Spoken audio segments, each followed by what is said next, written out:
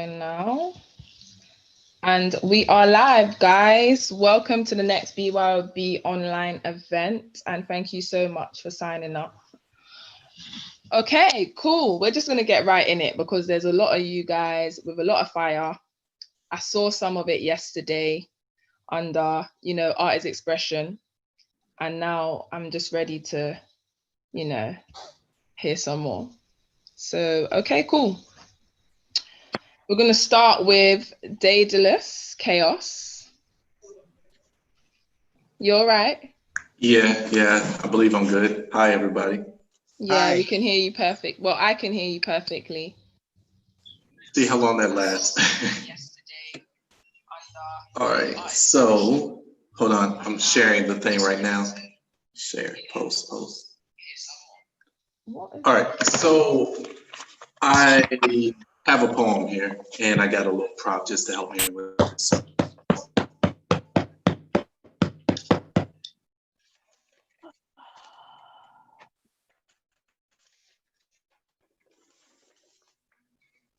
Whereas there is a severe lack of creativity in this city, the poet shall forthwith follow one's own rules, ignoring the committee in order to find others who love their talents and are willing to establish a bond. Whereas the poet is bound to face skepticism, the poet shall proceed beyond the usual rules in order to embrace that skeptic to our way of thought. Actually, that last line needs to be abrogated. See, the poet is henceforth obligated to show skeptics our way of thought so they can better understand the troubles rotten into every single world past our visual horizon. We're steadily breaching the compounds of selfishness, see? Our rights will no longer be the abductee, for we stand against the absurdity of our leaders' abundantly abysmal acts of adultery against me, against you, against him, and them, all of us, I, the poet, shall use my chaotic nature and park the bus at every doorstop, reciting the code of conduct, demanding they reconstruct their policy. As this is a compliment to the poet, you know it shall be written as the 28th Amendment. We, the poets, the enlightened state of mind, have secretly combined to form a more perfect union, blind to any social, racial,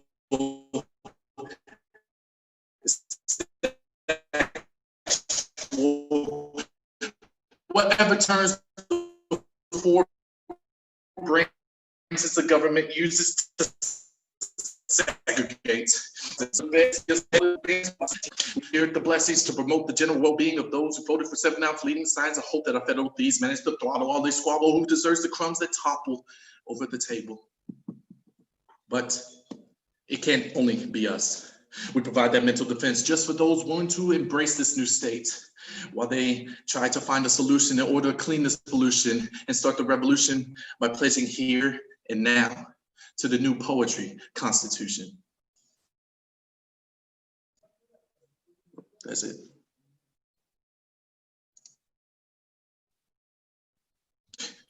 Sorry, guys, I was on mute. But yeah, that was amazing. We lost you a bit. Well, I lost you a bit in the middle.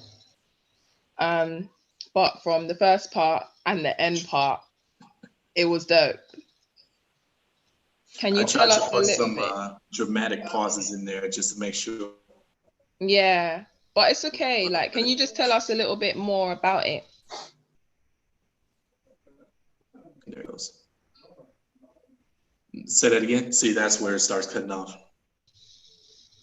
So yeah, I was just saying a bit of background, like a tiny bit of background, if we can hear about it me? On the poem. So originally, okay, yeah, that poem I basically started reconstructing the American Constitution, and I started adding new myths about unity and unifying together. That's ultimately the summary that my internet will allow. Well, thank you for pushing through, thank you. And I appreciate it. Yeah, no problem. Thank you for letting me in. No worries, no worries. So I think a few of our other poets have just joined. So the next poet I'm going to introduce tonight is Special K. Hello. Hi, how are you? Good. How are you? I'm good, thank you. Are you ready to kind of inspire us? Absolutely. Absolutely. Yeah, the floor is yours. Whew.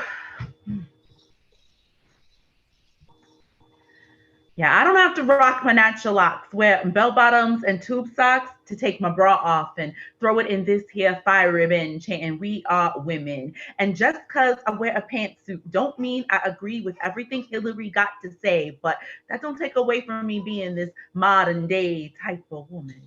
Don't you get it twisted though. If you've been trying to subdue and keep us in the kitchen, then we're coming for you. Talking about equal rights and equal pay. That's right. It's a brand new day. And no longer will we stand for some man who was last intimate with the vagina when he was being evicted from the womb to dictate what happens in our vaginal pathways. It's our right to have a say. And in case you forgot, baby, it was designed that way. And to the real men, the ones who still open doors and pull out chairs, don't you be offended by the words that I'm spitting, for our bodies just as supple and our neck is succulent. Let me repeat that. To the real men, the ones who open doors and pull out chairs, don't you be offended by the words that I'm spitting, for our bodies are so supple and our nectar succulent. We are women, wives, mothers, daughters, and don't forget we know how to be a friend through and through, thick and thin. We are the perfect side piece. We got your back, protectors of the pack. We shoot to kill and make plans that win, and we do all of this just because we are women. And yes, our beauty may be in the eye of the beholder, but that doesn't mean that you get to hold her. And while we may seem the ideal accoutrement, we can't be bound and chained to anyone who refuses to grow and change. We are women, and it is our kinetic energy that makes the world go round. It's synergy, baby. So let's celebrate. Because today's a brand new day, and we are women. We are here to stay. Did you hear me? I said, let's celebrate because we are women and we ain't going away. Yes, we are women and we ain't going away. I love it. I loved it. Thank you so much. Thank you. It's an empowering poem. Do you know what I mean? For us women, anyway. Right. I'm not sure about you guys right now. That was fire. I felt all of that. It was dope. It was so dope. Can you tell us a bit about, what inspired you to write it? Let's see. What inspired? Well, okay, so by the way, I'm in America. So over here, there's kind of a lot going on.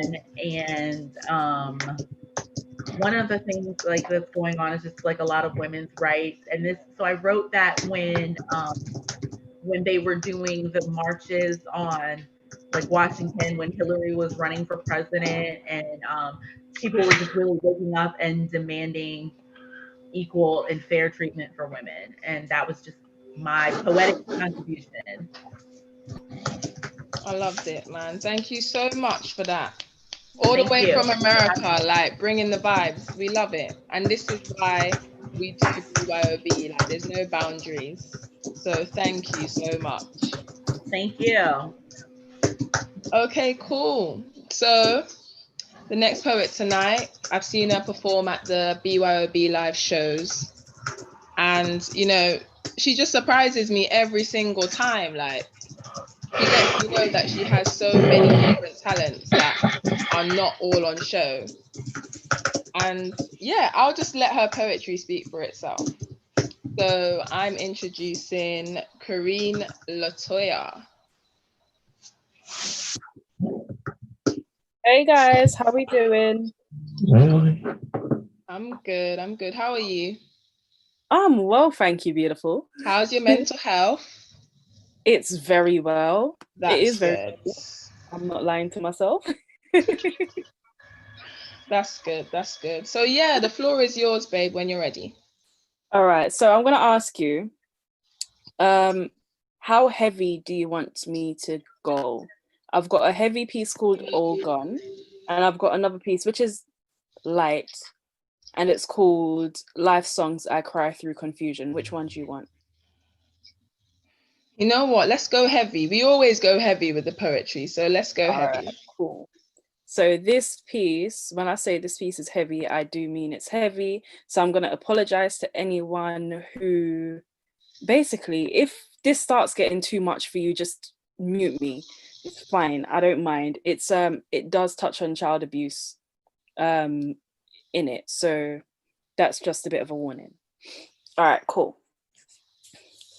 Somewhere over the rainbow, way up high, and the dreams that you dream of once in a lullaby.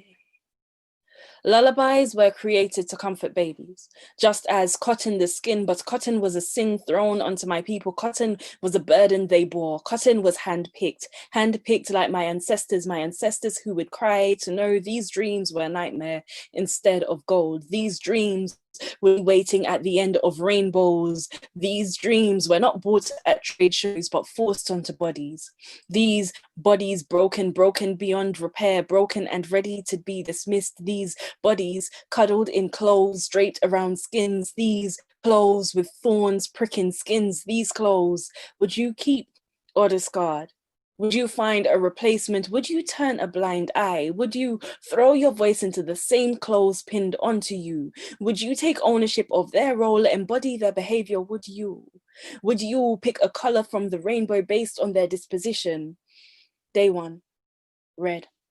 Hands glued to PlayStation controllers, back to rob innocence. They've escaped punishment in virtual reality, spilling over into real realities. Families lift carpets ever so slightly, sweeping blood underneath.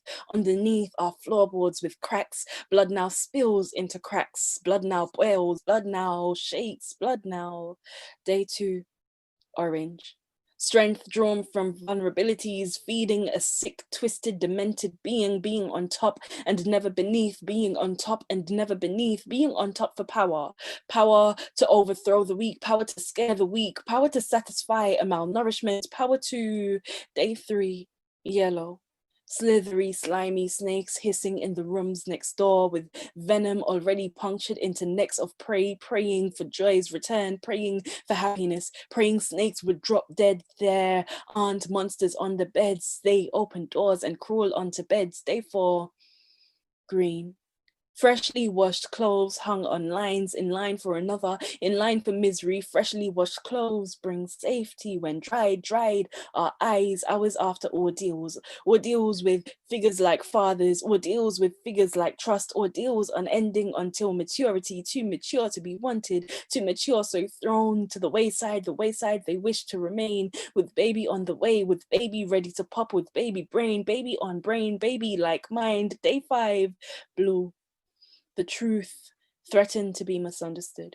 You too young to be understood, to understand, until years later you were abused. Abused by caretakers and friends sharing your age, friends abused by caretakers allowing misdemeanors to occurring repeatedly because he said, she said only sounds like adult right, child wrong. The mistrunchable effect affecting little boys and little girls. Day six, indigo. In we go to power. When push comes to shove the wrongs aside, healing to be delayed, healing wounds, infections are cause for disease. Reversible yet left too long to be looked at now. Scabs have formed and proven difficult to lift. No surgery can remove trauma. No surgery can lift faces if hearts are still broken. No surgery can mend. Just time with oneself, with a trusted being. But how can one trust when taught trust meant life or death? Day seven, violet, the strongest of them all. Passion and peace, lost, not wanting to be found amongst passion-filled lust, a river split in two into decibels and frequencies of horror movies played out, horror movies where running doesn't save you, it entices, it feels good on lips licked for more joy, lips licked in hunger, lips kissing places on islands it shouldn't ventures not to have been. Imagine if lullabies were protectors, Imagine if lullabies rocked you to sleep safely covering you so your blood wouldn't spill into cracks and you were never overpowered to feed malnourishment and monsters were neither on or under beds and you had no ordeals to force tears to leave stains on cheeks and caretakers actually took care and not abused and damages weren't left for diseases. Imagine the rainbow was truly a place for dreams to come through a gold-filled land not guarded by leprechauns. Imagine these dreams were bestowed by harmony, not nightmares forced onto bodies. Imagine these bodies weren't broken. Imagine these bodies enclosed for each day of the week where Sundays are for red and red is for love and Mondays are for orange and orange is for happiness and Tuesdays are for yellow and yellow is for optimism. Wednesdays for green, green is for harmony and Thursdays for blue and blue is for loyalty and Fridays for indigo and indigo is for justice and Saturdays are for violet and violet is for imagination and spirituality. Imagine your child came to give you the news, to say they have been forced into a nightmare where dreams don't exist, where the rainbow is upside down. Would you allow your child to learn the discomfort and continue to wear soiled clothes? Would you force your child into the trampled rainbow or teach them that the true meanings of the colors by being with them and for them, supporting and relieving to stop these nightmares from becoming horror shows? And that is that piece. This is why I do this stuff, guys. This is why I like hosting, because, you know, the things that come out, it's actually just fascinating. And I know that I always like to ask, you know, people what inspired that.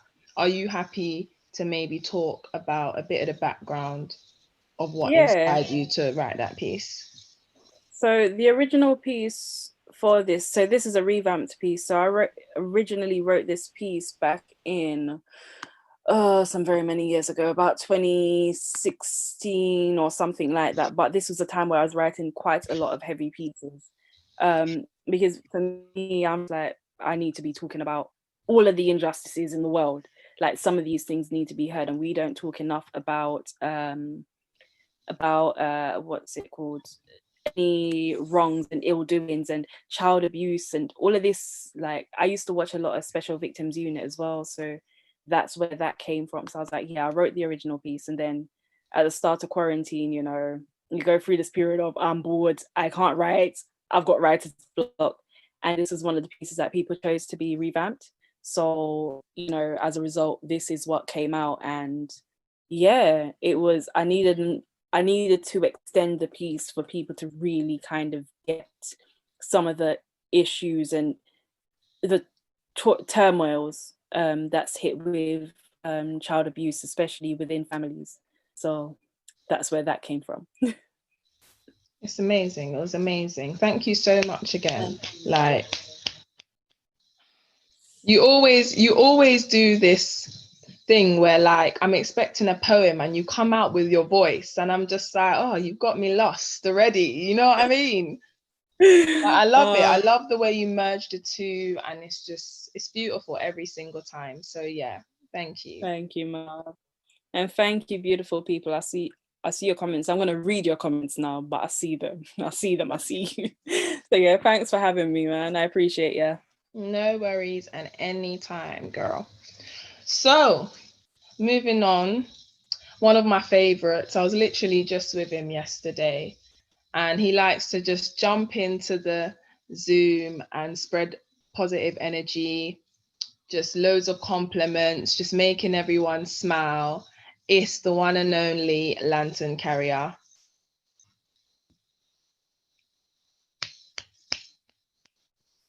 Great, I'm here now. I had to unmute. So today I'm going to move away from what I did yesterday. I'm back to the inner beauty.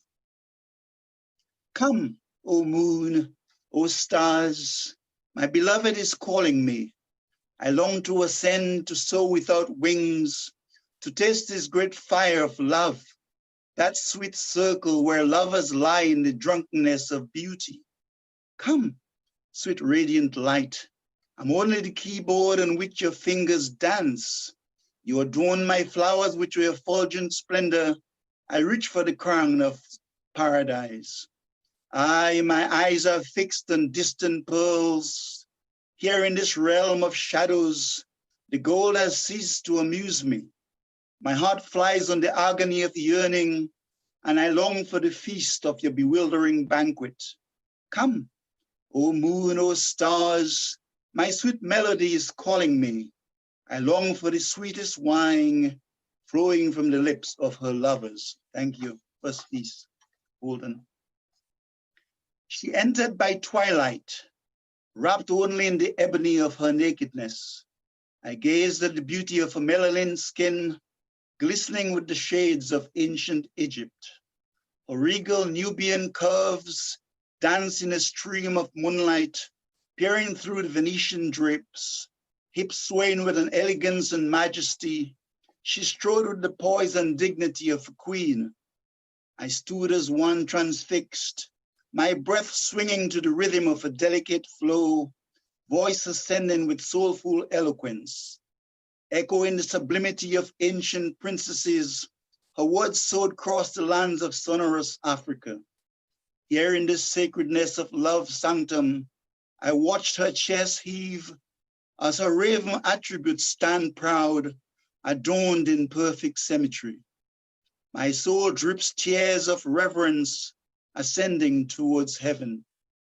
Sweet Shima, you have disguised thyself in lustrous shapes and forms. Now I close my eyes, see your alchemy in a rose so immaculate, stunning my being with her enchantment. Monotita, the lantern carrier. Thank you. As always, you were amazing. Please let me know about those pieces. Are they new? Are they something that you've worked on recently? They're both new. One's today, one's last night. There's a piece called The Ebony of a Nakedness. I took up a challenge on Facebook. Well, it wasn't a challenge. Someone just said, do me a poem of Black woman without using the word Black. Straight away, I did something spontaneous and I kind of reshaped it on my laptop. And the other one, it's a yearning for the divine, which I wrote today. It's a call to the beloved. Yeah. Yeah. Yeah, it's beautiful. You do create beautiful imagery with your words. And that's with every piece that you do. It's amazing. So thank you again, you know. Thank you. Very kind, very kind. Thank you so much for always coming through and supporting. And I'm sure we're going to see you in the 2 weeks as well. Sure. All right. Okay, guys. Well, we're kind of moving swiftly and our headliner is going to be at the end with some videos and a live performance as well. So our next open micer tonight is the amazing Holly D. Hi. Hey Holly, how are you? Hey, I'm good, thank you. That's good. How's your mental health? It's good today. Thank you for asking. That's okay. Ups and downs. But no, That's it's good okay. today. Okay, cool. So the floor's yours when you're ready. Thank you.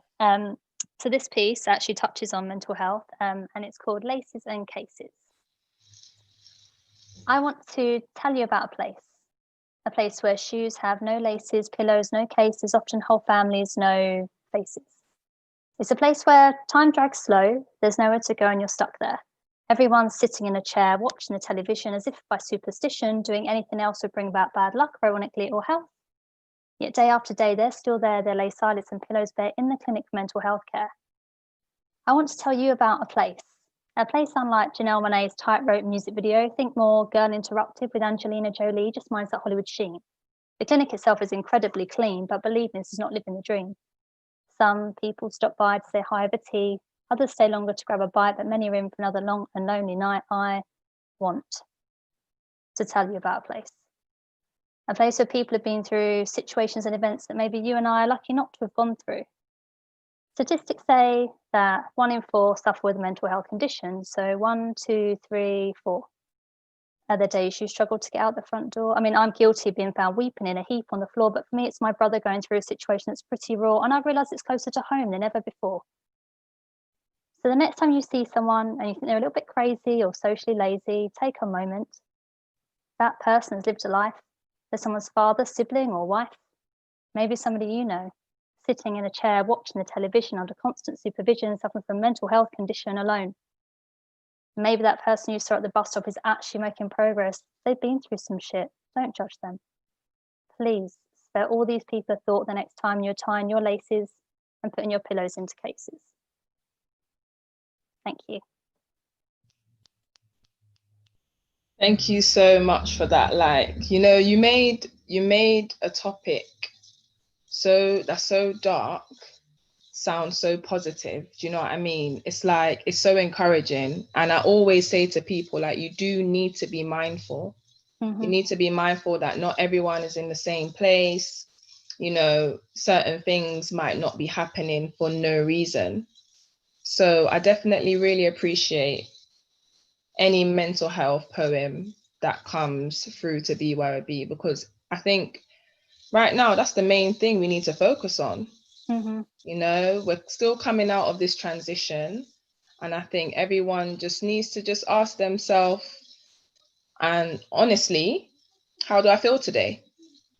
So thank you for that, and I appreciate that you've come through and shared with us tonight. So moving on swiftly, I did a poetry event under Wordplay Poetry yesterday in support of Black Lives Matter. And this poet really shut it down for me. He had me thinking about my own behaviors when it was over. He had me thinking about, you know, things that I could change about myself and the way that I can influence other people to change. And yeah, like, he really just gave me a thought-provoking moment. And I think that tonight he will give you a thought-provoking moment too. So Rowan Samuel, take the stage, my guy. Thank you. Can you guys all hear me very well, yeah? Yeah, I'm all good. Right. So I'm gonna give you guys something to think about that's related to the media. It's called We Have to Get in Tune, family. Sterilize the media stereotypes. We are in a midst of radicalization portrayed as the world's eye. The foundation of the media has been corrupted to show you a biased view through the closed cornea lens captain. We are seen as the pupil. The social structure is structured to make sure your structure is weakened with every phrase heard. So the stereotypes that the media depict is nothing but a picture of thick blurred lines. We have to get in tune, family. You may be mortal, but can you combat the enemy with every strike? It's mind over matter. What matters is your matter. The core of life's being subverted, downtrodden by visual gestures and poetic stereotypical phrases to alter one's carbon in order to develop a different type of organism. We have subconsciously succumbed to the notion that the news is correct when we should advocate drastic changes in our social system. See, I was always told in maths that the bigger percentage is more dominant than the smaller. So how is the 1% classified as the elite? We have to get in tune, family. The media will hide that. A hide and go seek tactic for you to see once you're financially viable. Hence why we're split into social classes. Society means community, the gathering of people to become a system whole. But if I split into different social classes, then they become different societies with an IV drip of information for your survival instead of your growth. You're left brain dead with the media news being your only life support. Denzel once said, if you read the news, you're ill-informed. If you don't read the news, you're misinformed. Even the prefixes hold weight to the scaremongering channels. You see, it gets deeper, because if I read the news, I make myself ill. Yet if I don't read the news, I become missing. Racial slurs can't be racist if said in jest, or so they inadvertently proclaim, using the balance of racism to tip the scales of society's balance. So when you automatically hear of another race, your prejudice starts to bubble. But prejudice is an infant to the adulthood of racism. And you see, they're going to tell you it's different. But when you grow up from an infant to an adult, your mind is developed, but you're still the same person. You see, we have to get in tune, family. The media's been playing tennis with your prejudice for centuries. Doesn't history repeat itself? Playing one off the other with Serena Williams type serves for your forehead. perpetuate the stereotype of black people being criminals by using phrases such as black on black crime. But there's no such thing. It's only a media flung statement sponsored by the gentrificated areas and weak-minded literal citizens. So when you hear of a white person killing another white person, there's no headlines of white on white crime. It's simply just called crime. And if you see an Asian killing another Asian, they are cow burned and brandished as terrorists. Break down that word terrorist and you'll find it's an action, not a race. And well, Chinese people killing Chinese people, that's not even a thing unless, like me, you enjoy watching Kung Fu films. But I mean, still, we have to get in tune, family. The marginalization of groups that are installed into all media formats is put on the forefront to be acted up by the brain's frontal lobe. You see, it's problematic that the news constantly shows the world's problems dissected and diluted into your brain so you can see the world as a problem. But negativity reaches further, but positivity reaches deeper. The media isn't teaming with you, just streaming out you to counterproduct your productivity and making a better world. They would instead throw your independence to the wind, rush you back to your country. Let your brain seek asylum in the depths of knowledge. Don't stand tall as an ignorant immigrant. Now, you may think asylum seeker and immigrant is the same thing. However, politically, they're different.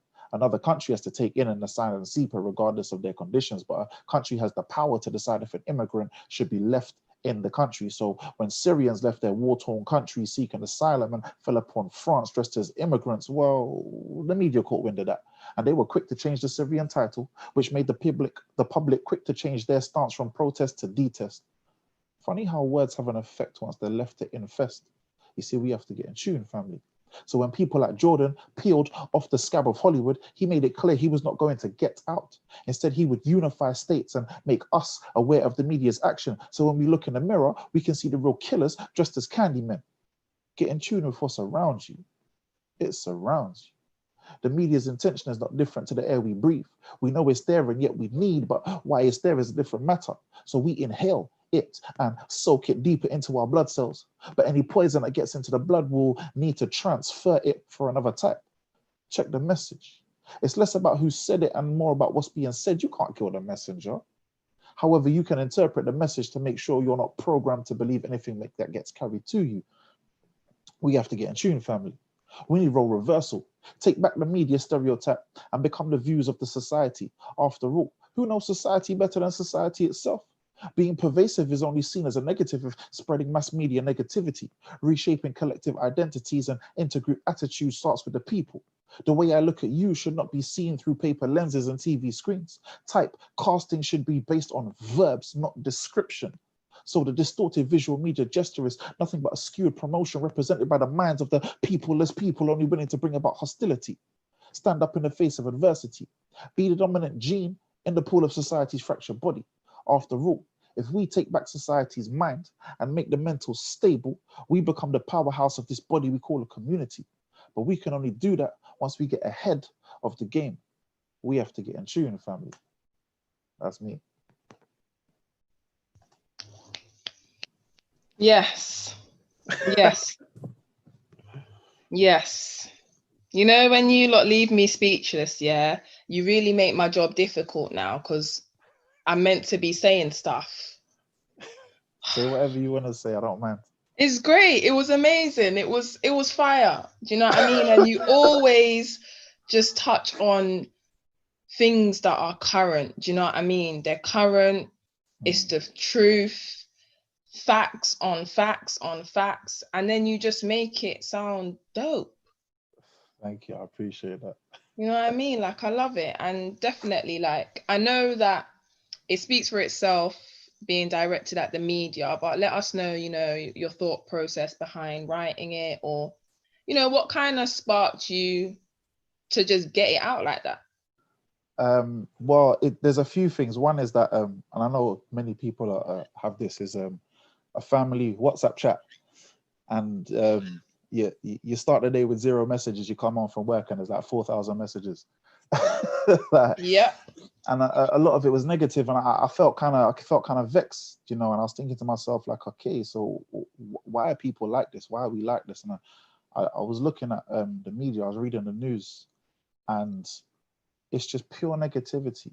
And we're always blasted with negative visual gestures, verbal words. You know, you look at a lot of things you see on Facebook feeds and whatnot, and it's this person fighting that person, and this is that and that is that, and then you start looking at words, and we're all poets. We all use words in our own way, and you start looking at the meanings of different words, and how I found it very, very weird how, because I myself thought an asylum seeker and is the same thing, but asylum seekers are very different to immigrants, and they mean different things. And I started to really ponder about how words really change your point of view, and how the media is very quick to label someone based on color, religion, based on creed, based on backgrounds.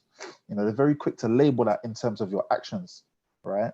But then, funny, as a child, and we were speaking about education the other day, as a child, you learn through doing.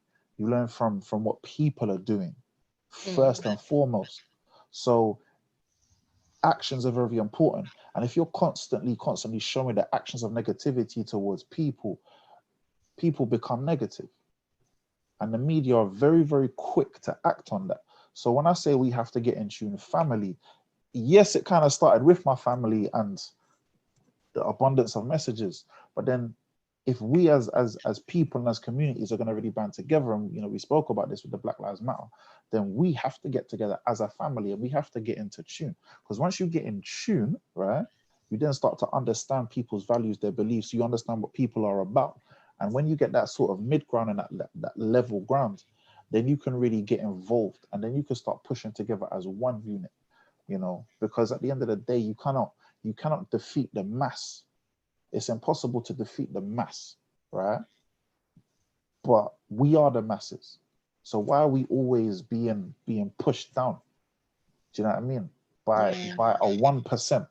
It doesn't make any sense. Do you know what I mean? It doesn't make any sense.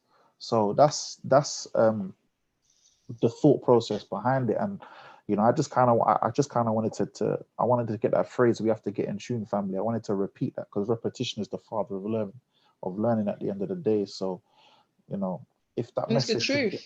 It's the truth. We do need to get in tune, and it's just like what we were talking about yesterday. What I mean? Until we are in sync and we're all in alignment on the same page, that's when real change will start to happen. 100%. So thank you so much for appreciate it. Making my night, the second night in a row. Stop it. And I really appreciate you coming through. Definitely. I'm always here. Cool. Okay, then. So tonight, our next poet, I'm not even sure if she's got. Okay, yeah. So she's here. And it is Yvette Santana. Hey, can everybody hear me? Hi, how are you? I'm good. How are you? I'm doing good. So I'm coming all the way from the US. And the poem I have for you guys is called I'm a Poet. I'll explain it after I finish. No problem. Go ahead. I am a poet. I am a poet. Prophetically optimizing every time I touch the stage. I have been meaning to set the story straight, so maybe I'll write it out for you. Let me flip the script, sit and aim directly at your head. I'll use 90 degrees to teach you why an associate's and personal training degree were somewhat a part of my destiny, but never gave me the full satisfaction. Trust me, a real poet is never lacking. No, it's packing. No, it's stacking away new bars locked behind this mental cage. This stage created paths for new days. And the real poet is always silent, but working until their fingers are hurting. Always humble, but never lacked confidence. Speaking words of wisdom mixed with hints of culturally sound systems. Every single time I touch the stage, I speak truth. I do not speak for fellow conviction, nor do I crave a random bitch's recognition, but I am proud to stand by and explain my side. Don't misunderstand me. I was never the type to sit and let time fly by. I was never the type to sit on the side while the world silently whispered in my mind. I am the type to aim every word at your head like a drive-by, just to make sure it hits thoroughly through one end and out the other fluently. And it might impress you so much you'll want to suck the tip of my grip for gratuity. Trust me when I tell you, I have the aim of a gunner. It'll rain on you like God allowing a clapback of thunder. Capitalizing every shot I take, watching life's clock take its chase, click, cock back once, twice, just to make sure all 10 bullets hit you twice, and I'll hit all 100. As I keep it all the way 100, I'll land on bull's eye every time I authentically influence mentally stimulated entities. And it won't just be snaps momentarily, but impacting minds and lives indefinitely. Shooting straight at their heart from the moment my bars even start. There was no need to wait 25 to life. I'm only 22 and I'm still doing better in life. I speak on battles that some never dare to breathe life into again. Instead, I'm strong enough to hold my ground and pronounce it profoundly and do it with one hell of a lyrical spin. It is not my sob story, yet instead it's God's glory of how she reinvented every soul's worry. I speak on my bullshit just so broken women don't have to. I speak on my truth so others will feel glad to. I speak for God to reach out and grab you, yet all you see is trauma. All you see is my past pain, and I guess that's okay. All you heard was falsely guided brokenness, which never implied I was broken, but nevertheless, God is still working on me. Every day I speak my best, even on my very last breath, you feel my power through your chest. I am a poet. I speak loud enough to earn some fucking respect, but some confide in their pride and never even let a snap arise. But for every one of you, there are 1,000 others who see me. And for every one of you, there are 10 of me, so I'm not worried. Yes, I'm not worried, and glory be. Yes, glory be. As I baptize you through holy speech, I'll keep God's holy preach within every bar and within every time I question myself as an upcoming star. Every single time I touch this stage, I'll engage in hearts. Even when I encounter the silence of those I've made feel my art. And I'll remember that you were nothing more than a momentary mishap that sparks motivation, that this gift takes patience. And I'll remember that God allows me to convey art that doesn't have the ability to change somebody's night, but has the ability to change a human being's life. Thank you. I'm Yvette G. Santana, and that is my poem, I Am a Poet.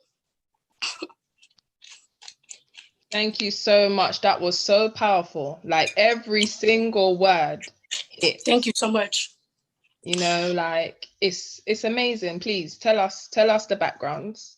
So basically, I wrote this because, for one, I'm a mental health advocate, and a lot of my pieces have to do with pertaining to the topic of mental health and making sure that I created a comfortable platform for others to express and expose their own rawness and their own truth by exposing my truth. So I had somebody like tell me that that's all I was gifted and all I was meant to write about. You know what I mean? And, you know, as poets who bring out certain topics that are hard-hitting topics, we're not just talented to speak about that. We are talented because we're talented. We have a gift, and we have this amazing connection with words and connection with people. We just use our words for a bigger purpose. And that's really what I wanted to convey with this. And I wanted to let everybody know who's ever questioned their artistry or questioned their pen, you know, your pen is not broken. You just do this for a bigger purpose. And whoever cannot see that, you know what I mean? It's on them. Like I said, for every one of you, there's 1,000 others who see me. And for every one of you, there are 10 of me. So I'm not worried. You know what I mean? Like, just don't be worried. Don't let that stop you. Like, you got this. That's why I wrote it. No, that attitude is dope. That attitude is dope. And it's a great way to think like that. Like, less things will get under your skin when you think like that. You can be more rational and focused when you think like that. So I definitely feel you. And once again, that poem was dope. It was so fire. Thank you so much for coming through all the way from the US as well. Like, thank you so much. Definitely. Thank you for having me. I appreciate everybody who enjoyed it. I appreciate everybody for listening. Thank you. Thank you. Okay, cool, guys.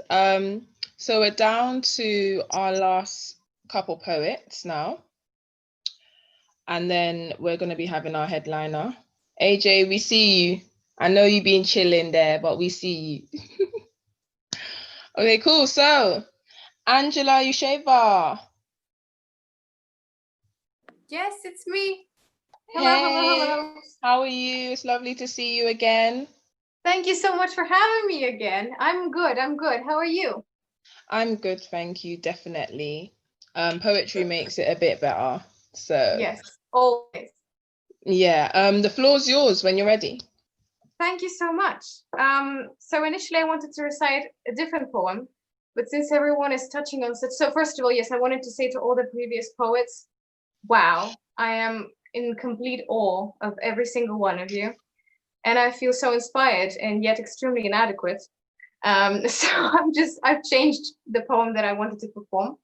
It wasn't an easy poem for me to finish, so I hope you'll, bear with me. And I thank you in advance. I wonder how long this is going to grow on me. Have I reached holy ground? Built up from scratch my sanctuary? I'm looking so hard into this, writing page after page. It is how it's always been. That's how I cope with change. A glance back, volcanic drifts. A glance forward, fog and mist. I close my eyes and cover my face. What is my name? Where is my place? Somehow I see clearer with my eyes closed. That's when I exist and believe the most. Played chess with my demons, befriended my ghosts. No need to pretend, no need to boast. Breathe in, breathe out. The grace I found. Up above or down below. Only I know the places I go. Yet the castle I built out of whiteness and light is no proof to the guilt, to the shame, to the blight that comes stronger and fiercer than ever before. When you're finally clean, when you're sinful no more, but the sins are screams that tarnish the calm, and still I breathe, I mean no harm. I close my eyes and cover my face. What is my name? Where is my place? I am heaven and hell, a friend and a foe. I am all that I am. Where do I go? Where do I rest when I fail to protest, when I can't even get off the weight of my chest, when my blood turns to copper by a snake's hiss, when my shield gets eroded and I face the abyss, my walls break down, my cries come through. These wounds and traps I never knew. I close my eyes and cover my face. What is my name? Where is my place? Up above and down below, all that I am is all that I own. There's only one thing that I know for sure. There are places in me, even I'm scared to go. No fussing, no running can save me from me. I am my only savior and my worst enemy. And when I surrender, I will finally see that my name and my place are what I choose them to be. Guarding my holy ground is no remedy. It's still hard to keep faith in the good in me. And when I surrender and set myself free, I will flourish and thrive in my sanctuary. I am not free. Will I ever be? Is the truth and the challenge that I cannot flee. Thank you very much for listening. Thank you. Thank you so much, Angela. And first of all, that was nowhere near inadequate. Do you know what I mean? Like, us poets, we vibe with anything that sounds good and hits home. You know what I mean? And you never have to feel like one of us is better than the other, because we all do this for the same reasons. And that was beautiful. So thank you for sharing that. And please kind of let us know a little background. Yeah, so I wrote this piece about a year ago when I was going through some things, and this particular poem was caused by the amount of anger that I've never felt before for a person. And I've never felt such like wrath and like I wanted to do bad things. And I felt the jealousy and the anger, and I was scared. I was scared of myself. Like I could think those things, I could feel those terrible things, and I never knew that about myself. And I got scared of that because I got scared, but what if I act on these things? And it's scary because like during the day you kind of get distracted, but then you go to sleep and you're alone with your feelings, and that's what I am. And then you're thinking, oh wow, is this me now? Like, am I that person who thinks those things and feels that anger? Am I a bad person? And so I just tried to, and before that, I thought that I had reached this like Zen place in my life. And then I suddenly broke down and I felt that. So I tried to write that poem, like to figure out what the hell was happening to me. And so I usually try to finish my poem with like a positive note, like everything's gonna be great, or like I'm good, you guys. But I wasn't good. And I allowed myself to finish with like, I'm not free and I don't know where I am at the moment, and that's okay, as long as I acknowledge that. So I felt that was important for me to get out of that state. Definitely, definitely. And it's amazing that poetry played a part in how you kind of move forward from that, you know, and that's what I tell people all the time. Like, poetry does different things for different people, you know, like some people may be feeling lonely. They go to poetry events where it's community vibes all the time, you know, and in this case, poetry helped you with your mental health and helped you to really know yourself. And that's beautiful in itself. So thank you so much for sharing that piece. It really does Thank mean you a lot. for being there. Thank you. Thank you for letting me share that. Always a pleasure to be there with you. It's always a pleasure to host you and all of you guys. You've all been amazing tonight. So yeah, we've got a couple more poets left. And our next one is Hazel. I'll let you have that one the once. Just the once. Yeah, correct me, girl. Correct me. Hazel. Hazel. Yeah. But Okay. It's spelt like Hazel, so you're good. Everyone gets like one bad shot. Okay, that's my bad shot. I'm sorry, girl. I'm sorry. It's all good. Right, so I have a piece called The Attitude of Gratitude. Nice. The title just already sounds strong. I mean, I'll be honest, it's like however many minutes of sass is what you guys are in for right now. So, I thought my quarter-life crisis would be shitloads of cocaine and a Cadillac Escalade, but it was shitloads of cocaine and a Ford Mondeo called Janine. She took me from place to place, different destinations, and I swear to you, escape with her came as naturally as breathing. Janine and I, coasting along the path to freedom at 95 till we broke down on the M25, and that is a pretty accurate representation of my quarter-life crisis. See, I'm not like most other women at 26. I mean, for starters, I've got saggy tits, 1 failed marriage, 2 kids in tow, at least 3 times now I've attempted to go, and I'm not taking the piss out of mental health. If you'd heard the rest of my poetry, that alone explains itself. No. That explains it. I am a work in progress, and I've got no idea of the percentage value between 1 and 100 or of the speed at which I'm completing, but fuck me, I'm almost certain that this journey has just stopped buffering. Oh, fuck. 1 second. I've lost it. Give me 1 minute. Take a minute. Take a minute. You know, we got the clicks going. I am grateful for my breasts which diggle, my tiger stripes and hips which wiggle. I've realised my life will amount to more without him, and that sometimes picking up the pen holds more weight than smashing a personal best at the gym, but is still healthier than smashing through a bottle of gin. Or wine. Well, maybe not wine, but that's besides the point. It's finally me I'm working hard not to disappoint, and for that I'm thankful. Now, if I'm honest, I think I'm a better parent when I've had a drink. A bit more patient, I'd like to think, but that drink can sneak right up on you. Hit not a toss giver, fast forward to poisoning my liver. Start out seeing your point of view, end up not quite seeing the point of view. It's a dangerous game to play, but with a smart-ass 7-year-old and codependent 4-year-old, I am perfectly entitled to feel that way.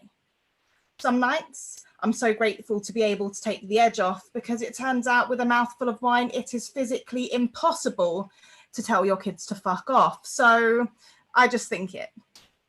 And in the blink of an eye, the moment has passed. Between cuddles and arguments, they grow up so fast. The tears are happy, I swear, as we blow out candles. Another year, another cake, it's all a days. It's not too late to celebrate this coming of age. Baby steps together. We've got it made. This healthy codependency whilst raising independence. It's not just my kids who rely on me, but their happiness, which keeps me free from emotional burden, keeps me going through each day, even when they don't get their way, and I start to wonder if I've actually managed to give birth to the reincarnations of Satan himself, I'm still glad I'm a parent. So I don't regret putting my legs up to avoid the mess, naively believing he was not blessed with working sperm. But to both our surprise, the panic did rise when it turned out his stuff swimmers were Olympic by design. I don't regret the digital tests. Despite the price tag, my ex said they worked the best. I don't regret the shotgun marriage, though it started a war and years of misery, and me winning pointless battles because it was the closest I could get to feeling victory. He thought I was too much. I thought he was too little. Take from that what you will, but a lifetime of dissatisfaction was never going to fulfill me. Fate had it that we only came into each other's lives to procreate, then pro-parent at this co-parenting thing, and that is an absolute belter of a win. I'm not sorry to his family that I was an awful Pakistani bride, because I'm not Pakistani and there was a baby inside. They were probably disappointed I didn't teach my kids their duas, then even more disappointed when they found out I didn't follow Islam. I'm an atheist, but fuck it, we tried. I'll still teach my kids to watch the way the sun rises and moon sets and to live their lives with no regrets. And no, this holy union didn't work out any more than Trump in a gym, Brexit negotiations, or the last 9 years of a Conservative government, but my life is yet to begin. At 26 years of age, I hit the stage barefaced. Too two-faced not to face up to my own shortcomings. I don't need layers of foundation, powder, and bronzer to complete this mask. But now, I look past the past and outlast the last few years of my life onto bigger and better things. I'm feeling kind of ready to direct a 90s R&B music video on my life. All the drinking, the dancing, the heartbreak, but still managing to look hella cute whilst absent-mindedly believing it's going to get better.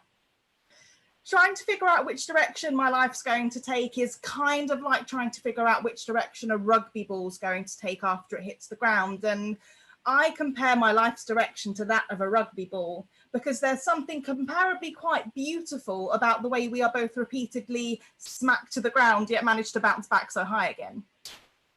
I am grateful for the choices I've made and the life that I've lived. For every time I've woken up when my desire to live has faded. So to death I say, like North and South Korea, we meet first in no man's land. And my thirst for this life, I'm so thankful to be able to call my own, continues. Yeah, it's been a minute since I performed that one, and parenthood definitely stopped me from practicing. But yeah, don't worry, like, even though, you know, we all mess up sometimes, it doesn't change the message, it doesn't change the vibe. We fully felt everything you were saying. I mean, I told you guys before the live start, like the streaming started, that I definitely just bribed my children to leave me alone by telling them they could have cupcakes for breakfast. Yeah. If they did it. And sugar is like crack in this house. Like, it's non-existent. So the fact that they get cupcakes for breakfast, they're like, oh my God. They must think I've lost my mind. So is that what you had to do, to just get a time out to do the poem? Yeah. Normally they're in bed at like 7, half 7, right? I mean, sometimes I tell them it's 7, half 7. It's more like 5:30, 6. But you know, parental, we've got the right to do that, I think. But today it just wasn't happening. One had a stomach ache. One wanted an extra cuddle. One was like, "Do we get to wash our hair tonight? Can I have a shower instead of a bath?" And I'm just like, "Fuck off! Not today, Satan. Not today." Oh God! I was just like... Just to be clear, though, I love my children. I know. Just to be completely clear. Guys, you guys gotta keep the jokes to a limit. Do you know what I mean? Because I can't listen. I can't deal. I can't cope. Yeah, see, I'm having a bit of an issue at the moment with my daughter in that I'm struggling to discipline the me out of my own child. So you guys can kind of, I mean, think of me amplified by 10 with less rude words, and you've got my 8-year-old, essentially. Well, you know what? The same way you grew, they will grow too. They will grow too, definitely. Yeah, Like, 100%. do you want to share a bit of background about that piece as well? So that was the third piece that I ever wrote to perform. And it was for What You Saying. So the first time I performed at What You Saying, the theme was shame. Oh, that one really hurt. Then the second one was, I can't remember what it was entirely, but let's just say a whole lot of my childhood came out into that poem, and it was heartbreaking. And then when I got the third theme, gratitude, I was like, fuck yes. But what am I actually grateful for? Like, I've been in this cycle of sort of pain writing. It's like, what am I thankful for? Like, I'm married, I'm divorced, like I'm 26, I've got 2 kids, like what's going on? And actually, everything that has led me up to this point, I'm very thankful for. Like, even those dark days when sort of I was, if I'm being completely honest with you, just because I sort of speak out about mental health, but the days when I was, planning the end, my daughter has saved my life more times than she knows. But even those times, I'm super grateful for, because they've kind of shaped me to where I am now. And clearly I was feeling sassy as fuck when I started writing that one. it just developed into something. There is one thing that my daughter specifically inspired. She said something and I just thought, yes, bars. She went, "Mummy, you picked a really good daddy for us, but a really bad husband for yourself." I was like, yeah, Sophia, I did. And then she goes, "Well, I'm glad it was that way round, because otherwise I'd be really sad." She really digging the knife in now, isn't it? She's just like, yeah, I've got a good daddy. Well, today she was telling me that I wasn't funny in Tesco's. So I told a joke, she didn't laugh. I walked over to the chocolate milk, picked it up, she looked all happy, and I put it back. And she looked at me like, "What are you doing?" I was like, "I can't buy chocolate milk because like it's not funny, is it?" And she then told me that I was funny, obviously, and she retracted it later on, and I just told her that the less she laughed at my jokes, the worse and louder they'd get. What an ultimatum. I mean, I don't know if you can get the parenting style as yet, but that's pretty much it. Well, I'm sorry, like your poem, it did say a lot, it did say a lot. So thank you so much for that, Hazel. No worries. And I really appreciate you coming through and just making me laugh. I mean, there's been a lot of heavy stuff going around recently, and rightly so. Like, I've got a lot of sort of heavy poems, and I just thought, fuck it. Just cheer up the mood, lighten up the mood. And I think that's exactly what you did. So thank you so much for that. Trigger warning happiness. But yeah, thank you for the platform. I really appreciate you guys. We appreciate you too. Okay, cool. So last poet before we have our headliner is the amazing Benediction. Hi, how you doing? You good? Can you hear me? I muted myself, but yeah. Hey, how are you? Cool. Yeah, I'm not too bad, thank you. Thanks for having me. Big love to everybody that's performed tonight. Yeah, it's always good to, see quite a lot of familiar faces, but also some people I've not come across before. So massive props to everybody that's done their thing today. And you had me in stitches with some of those anecdotes. Like, I can fully relate. The bribery is real. It's just, but I'm amazed that you managed to not have sugar just literally every now and then, because for me it's like, it's the one form of currency that actually has any weight in my house with our child. So props if you manage to keep it down to a minimum. That's pretty cool.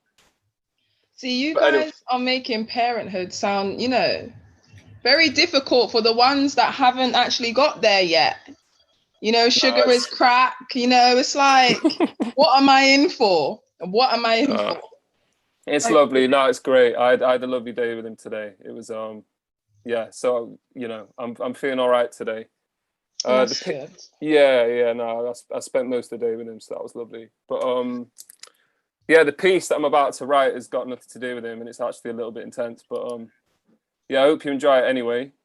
I want it to be the last piece that I write about this very hyper. I don't know what to say. I don't know how to describe the era that we're living in now, but obviously things that were previously abnormal seem to be hyper normalized now. And I kind of want this to be the last piece that I write on that. If it's not, maybe it's because, you know, there's still more to be said about it, but I'm hoping it's the last piece I get to say about it, and I start writing things that are a little bit more hopeful after this. But anyway, this piece is called Hooves, and I hope you enjoy it. I've heard several people describe 2020 as a perfect storm, and I'd have to agree. That's a perfect storm brewing in a cup of anxiety, where the saucer of our woes isn't difficult to see, and people are leaves feeling all strained and squeezed. It certainly feels like the elements combined and conspire to create a perfect storm of biblical proportions, the center of which can be represented by an oft-quoted equestrian quartet. That fearsome four horsemen of the apocalypse are no longer sealed.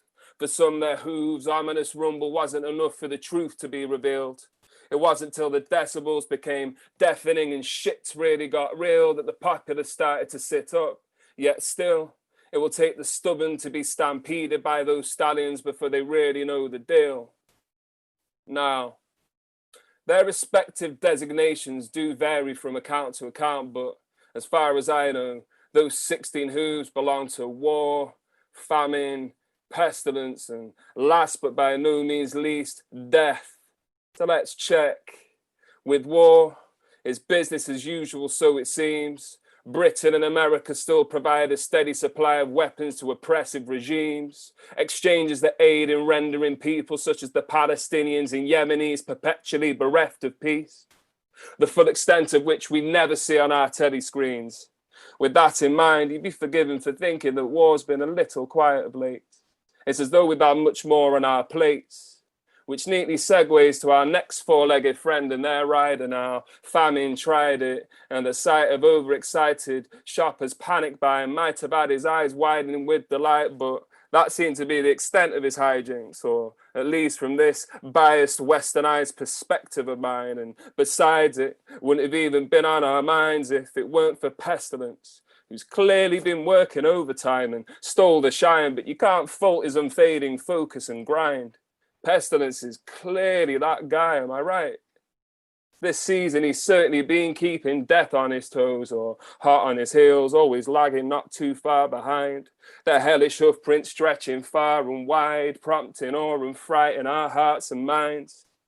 Previously, our finest dystopian authors could have only fantasized about the heights that death could climb with pestilence at his side. Together, this duo packed quite the appetite. Politicians perfectly playing us for the ass in this pandemically pandemonious pantomime.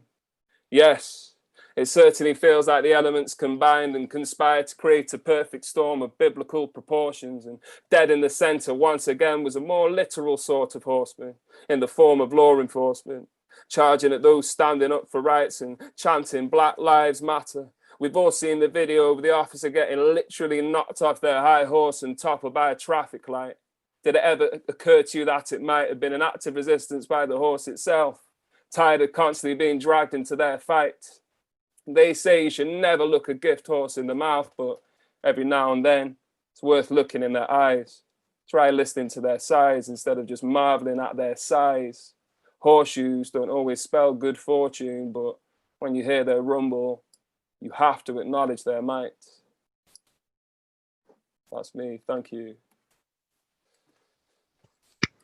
That was dope. Thank you so much for that.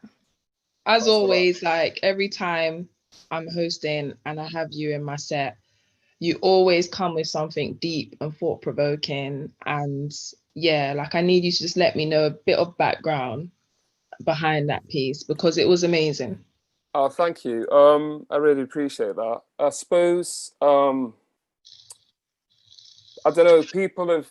People often kind of like refer to certain markers of the apocalypse. Like it always seems to be certain things that pop up, and people refer to like the apocalypse. And the most obvious kind of graphic or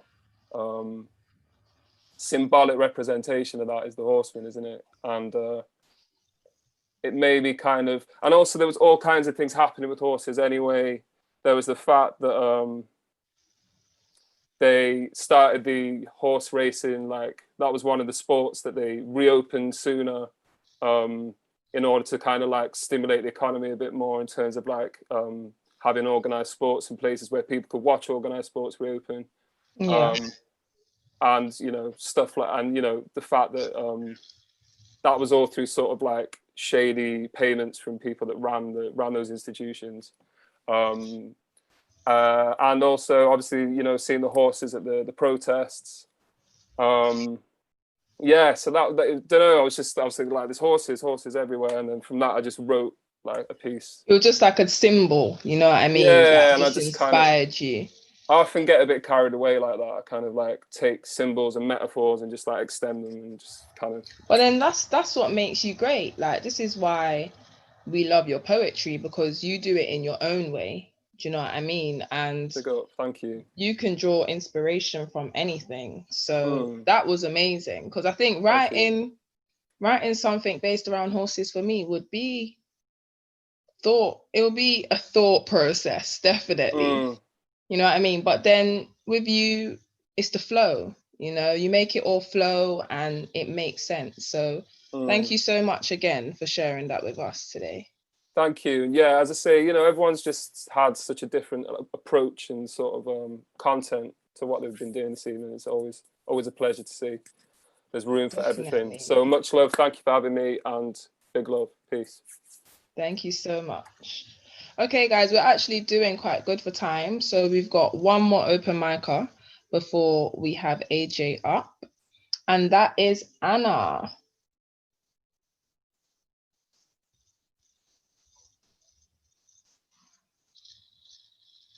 Anna, you here? Yes, yes, I am. Hey, how are you? Very well, thank you. Surprisingly. That's good. That's good. So yeah, when you're ready, the stage is yours. So at the other end of the age spectrum, I'm sort of celebrating being middle-aged, nearly elderly. So my first poems, I've got some very much lighter poems. So mine's about Narnia. I used to love Narnia books as a kid. I was always trying to get through the wardrobes, and I think poetry is like a getting through the wardrobe experience. So mine's called Too Much Mr. Tumnus, or Too Much Turkish Delight. Fat and 40, numb but naughty, and oh so glum and jaded with the ordinary. Damn you, C.S. Lewis, for my perversity, leaving me with a weakness for dishy dryads and pipes and furry haunches, who'd lead me a merry dance to share savoury pleasures like sardines on toast and unsavoury ideas. Mentoring in black magic and the first chapter in ossification for dummies. But the portal never opened, and I took an escalator to mundanity and compromise instead. And the Turkish delight repeats on me. And the Turkish delight repeats on me. Did I mention the Turkish delight repeats on me? Thank you. That was poem number 1. Poem number 2 is about swimming in Hampstead Ponds, which I really like. So it's called What I Found in the Pond. In the spring-fed water, I find pondweed, 2 skimming kingfishers kissing, moorhens and coots on the make, and myself, the lesser spotted, red-breasted, middle-aged bird, one cold November morn. The water, kissing my philtrum, arouses some ancestral memory. Atlantean, Permian, whatever. I am in my element. Sorry, but though the text has disappeared. The relief of 7 degrees of froideur when your womanliness is combusting. The thrill of the burning chill reaching parts which may have been hibernating. This spring fires me with an ardor I long since sighed for. In this pond I see reflected my better self, alive and thriving, nurturing soul's evolution and wild woman's salvation. My poem number 3. Finally, I am the elder mother. This weird extended spring, summer, I've really been in tune with nature. I've really discovered elderflowers. So this is my homage to the elderflower. It's called Finally, I Am the Elder Mother. Blossoming so late, my fragrance heady, light not musky, I smell of myself. To your cat's pee, I retort they do, but snap a branch off me and I will curse you. Plant a cutting and I will nurse you. I am the elder mother, and my earthly gifts sustain in this new age of confusion. No, I am the elder flower, and my blossom is still white, and my mother's mothers, and my father's mothers, Saxons, Norse, Celts, Romany, say I am blooming lovely and not wrong. My wise spirit will lift. I am the intoxicant, and in this timeless trough, my laugh echoes with kindness, not malice. Do not mistake me for a Mrs. or a Miss, for I am a myth. That was it. Thank you, Anna. Those were short and sweet. Like, can you give us a bit of, background on what inspired you? I know you said about the elderflowers, but maybe the other two, what inspired you to write those? So basically, my middle age, I found it's quite hard sort of change of life in women. You just sort of feel very strange, and but swimming in the pond, I just felt like it was the complete cure for everything, really. And I felt like when I went in the water, it's like holy water. You could just come to life. And I actually spent a whole year all round swimming in Hampstead ponds, even in the snow and ice. And I felt it was such a strengthening experience. It sort of made me write poems about it. So I wrote a whole series of poems about swimming in the ponds. Okay. And then I've written a whole series of poems about Narnia. Narnia. Like the Lion, the Witch, and the Wardrobe kind of thing. Yeah. Just lots of silly ones about it. I don't know. You can write poetry about anything, you know what I mean? And it doesn't really, I think maybe with age, you find even more to write about. You have even more experiences, you go through more things, and you have more inspiration, So I think it's amazing that you just write about whatever you feel like. Well, I've basically, I started writing poems at a very dark point when I had a really good friend who is no longer with us, and his sudden death just sort of was like a button onto poetry. But since then, it's just really good to be able to write about all sorts of things. That's the magic of poetry, isn't it, really? It is. And this is why we do events like this, and we connect with people like everyone that's here today. Do you know what I mean? Like, poetry is magical, and you can write about anything. So thank you so much for sharing those with us tonight. I really appreciate it. Thank you. Okay, cool. So it's that time where we have our headliner of the night, AJ King, who's going to shut it down with a few poetry videos and a live performance. So we're getting the best of both worlds tonight. Okay, cool. So AJ, you good? Hello, goody like two shoes. How are you? I'm good. How are you feeling today? I've been very excited actually for the past couple of days. By the way, everyone that has gone on has been amazing. Yo, like seriously, after this, I'm gonna write. I have some inspiration flowing in me. Yeah, That's what these events do. They make me want to write after, yeah, you know. So I'll be doing the same thing tonight. it bees like that. It bees like that. But yeah, like, do you want to kick off with your live piece? Yeah. Yeah, and you could just let us know a bit about that when you're done. Cool. Cool. The floor is yours. Oh, this one's called Superiority Complex. Superiority complex. Complexity in the sense of being superior in the context. Object. To objectify or misinterpret or rectify with the passing notes of the concept is context. To contextualize the nonsense, I can't sense. The same feeling as being misled, and the only way to make someone superior is to make them complex. The only way to right your wrongs is to confess. Fess up, I'm fed up of playing these petty games, and when you lose, I take the blame. This is the same shame our women have to take from the approaching aim of a marksman's bow. Reality check. Checkmate. To see you lose, they checkmates. Sweet mate. Dropping sweet and sour sauce from a Timberland tree. Dropping like fruits, only little youths puss inside the boots. Only on the roads to make their mothers happy, but that's a contradiction. You listen to my story like I'm telling fiction, but that's another extradiction in my extradition of my exhibition of what it's like to be another child of the light.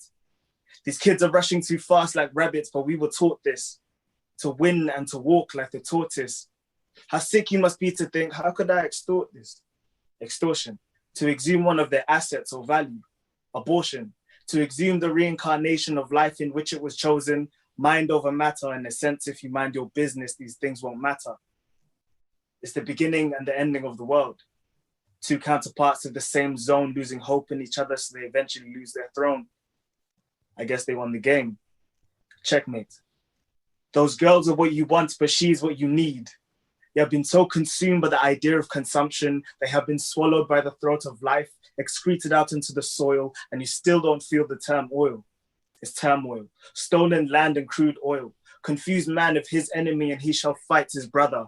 Two men, now true boys, fight to the death, and a stranger shall inherit his property. Probably, the same way that Proverbs be. Truth be told, I do not expect an apology. You uncultured swine. Always complaining when someone tells you why they don't drink wine, because they are spiritually high like all the time. But I guess I can't blame you, because every time I tell you about this, you say I have a superiority complex. Thank you. Yes. Yes. What a way to kick it off, though. Yeah, I'm feeling it. I'm feeling it. So yeah, definitely tell me more. What's the background on that? This poem I wrote when I was 16. I was studying music and I was like, I had this challenge of myself, like I don't want to be a rapper. I can produce, I don't want to produce. There's something I need to say. And so I felt this rush of like, just write whatever you feel and you'll see what comes out. So I wrote that and that came out of me. And I performed it at school once and I was told by Salma, I forget her surname, Salma and Alim Kamara. Well, they're not together, but yeah. I was told by them to go to an event in Shoreditch called Box Park. So I performed it there for the first time and I felt like the wholeness of a poetry community. And I said, I have to repeat this kind of feeling again. So I need to make something again and again. So then it became like an addiction. And after that, that's the inspiration. So that's why. Yeah. Yeah, like I can definitely relate to that. Like the community feeling, the community vibe when you go to poetry events and that. It's like there's just no judgment. Exactly. You know, you say what you need to say, people say what they need to say, and we go home at the end of the day feeling good. Exactly. You know, so this is why I love poetry and I do love doing things like that. So I fully agree with you on that one. Yeah. Cool. So now you could chill Yeah. Say while we get your headliner videos up and running. What you working with? Ready? Pardon me? Right, so we've got the first one ready, and it is peace. No peace. I knew peace like my hat was Gandhi. There was no peace, so the gats was handy. I know boys that say my J's are cold, but wouldn't give $1 to a hopeless dream. That was me. Don't mind my friends, they're mindless fiends. A friend, someone you do anything for. A fiend, somebody without the R who doesn't respect you.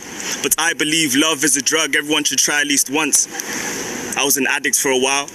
I wrote notes for her as a keepsake for the sake of our love. She didn't believe me when I told her I kept every note after every hug. But I believe love is a drug everyone should try at least once. At least one day you'll be able to taste the rainbow of passion and aura. Sodomite and Gomorrah, I need more of. What she can't give, I need more. The demons of lust tempt my touch as I hug the different versions of myself. I am in love with the idea of me, and without her lips I could not taste her sweet kiss like the nectar of our forbidden fruits. I only wish to achieve my peace, so I am adamant. Did you know that Lucifer was the angel of music and God loved the sound of his voice? But he made a choice to not bow down to the Son of God, so he lost a void. So now he uses beautiful images to bamboozle me and smooth voices to soothe me. Smooth is the voice of a demon. If men are trash, then women are trash bins. Another way to take it is that both of you should take out the trash together. But by you reminding the man of his utility, this creates a temperament. Like deforestation, we were once rooted, but now we disappear. It's not your fault. You're not to blame. It's the game that has been aimed and played against the black male. We are your backbone and you are ours. We take the trash of life and recreate it into light to grow with me. Are you with me? Because whilst you were in the kitchen, he took out the kitchen in order for you to have something to eat. Deeply rooted conscious brothers do not cheat. A heartbeat that plays the melody of rage will play the loudest song of passion and fury. I mean, would you die because of your ex? Treat her like a queen because she did not refrain to using her pain as a game to play with his emotions by using and losing his father. Complaining of a plantain and planting when you don't even have a garden to plant in is a waste of energy. Using Hennessy as a remedy to pleasure your poison ivy. A broken home means a broken mind.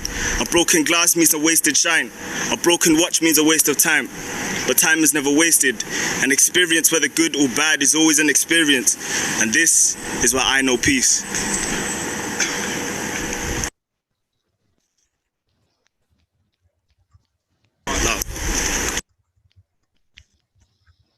Yes. AJ. Yellow. Okay. Yeah. That was dope. Please, like, you know, I'm nosy. I like to know where these pieces came from, the inspiration, you know, the vibe you were feeling while you were writing it. Whatever the case, tell me something. No peace. I was challenging myself once again. I mean, I didn't write this piece all in one go like I did the first one. So this one was built up. It was like putting a jigsaw together type of thing. So when I wrote it, when I was writing it, I just thought to myself like, there's a lot that's going through my head and I need to put these ideas into one thing. And every time I would catch a line in my head, I say, okay, it needs to go to this. Every time I catch it again, it goes to this. So it was built up in different pieces. So, and it was one thing that inspired. So as you can hear in the piece, various things inspired me. And then I had a comment for it and then I wrote it into it. Then it all just built together. So yeah, that's the inspiration for that piece specifically, yeah. That's dope. And would you say, like, okay, more complex pieces, you like to just take your time, you don't really mind how long it takes to write it, as long as you know that you're writing what you want to actually write? Yeah, I would agree with that. But the thing is, for me, I have this kind of like pressure in the back of my head that says, you have to make this piece concise. You have to write what you mean, not just write for the sake of writing. So yeah. Every word holds weight. exactly. That's Well, that's what I think. Like, you know, with poetry, every word holds weight. And that's how people get lost in your words. Yeah, true. So yeah, definitely feeling that poem. And thank you so much for, you know, getting the video done, taking the time out to share that with us. And yeah, we've got another one. Awesome, So do you want to tell us a little bit?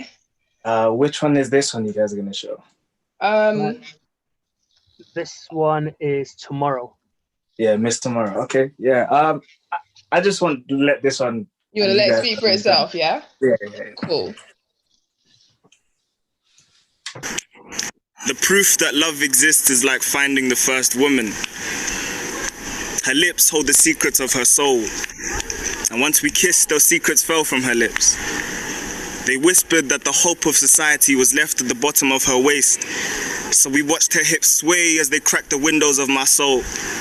I couldn't help but mount the courage of those that once stood in my position. So I asked for her name. And she said, "Do you ask whether the sun will rise again? So what would change if you were to know my name?" My answer, as prepared as it may sound, believe me when I say I was not prepared for what was about to come out of my mouth. I do not know whether the sun will rise again, but I know by knowing your name, the answer the sun gives will be the same. You and it will make each day brighter by having hope in seeing you again. And even if you burnt me with your invisible flames, so my answer remains the same. She said, "Promise me one thing, that you will stick to your word about having hope in seeing me again." I would love to tame her lioness, but she truly is the queen of this jungle. So her wish was my command, and I promised. Her name? Tomorrow.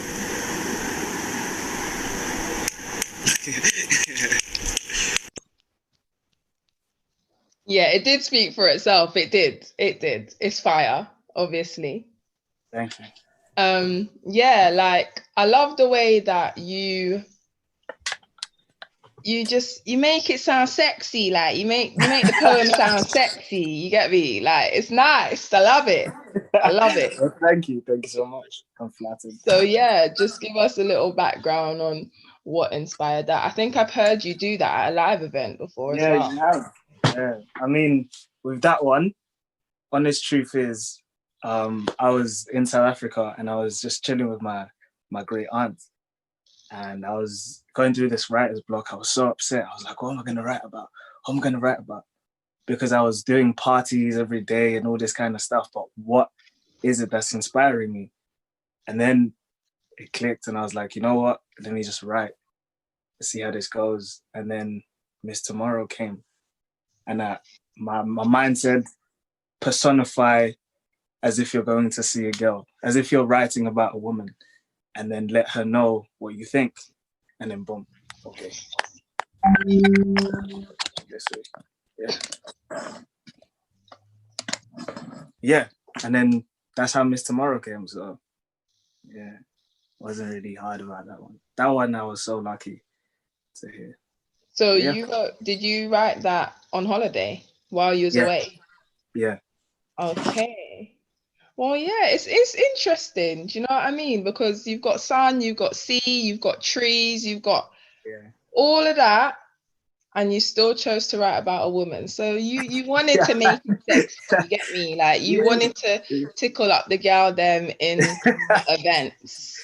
Yeah, you know, and I fully agree with that. Like, and it was a vibe, and it's always a vibe when we have you perform. So thank you so much, like, thank you for just doing your live performance as well as the videos as well.